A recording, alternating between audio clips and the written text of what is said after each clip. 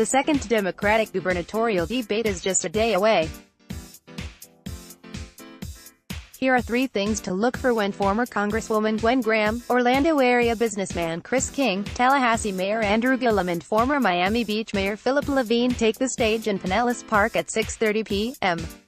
Saturday. Palm Beach billionaire Jeff Greene, who entered the race June 4, was also invited but declined to attend. 1. Will Gwen Graham be treated like the candidate to beat? Graham's opponents spent much of April's first Democratic debate grilling the former Congresswoman on her record on guns, refugees and the environment. Some observers took the dynamic as a sign that the other candidates are the most threatened by Graham, despite Levine's appearance at the top of recent polls. But it's also the opinion of many campaign observers that Graham's past statements and votes point to a less progressive candidate than she's painted herself to this point. Read more. Gwen Graham responds to negative ad by group that supports Andrew Gillum. Both are probably true to some extent. Graham's opponents have real questions about her record, and they see her as a threat. The former Congresswoman is finally airing TV ads, and she's the only woman in a crowded primary in what looks like the year of the female candidate. Whether Debate 2 is another round of Gwen and the men will be something to watch Saturday. 2. Take note of policy specifics. Democrats have a much different approach to governing than what we've seen in Florida over the past 2 decades. In that time, Republican leaders have consistently cut down on public sector investment, doing their best to shrink government as much as possible. Each Democratic candidate offers his or her own vision on how to reverse that trend.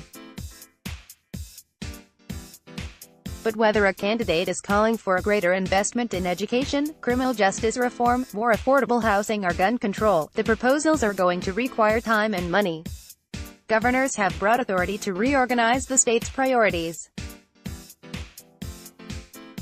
But funding for prisons or teacher salaries or mental health programs is going to have to come from what will almost certainly be a Republican-led legislature. Which candidates will let voters know, in as much detail as the timer will allow, how they plan on implementing their agenda?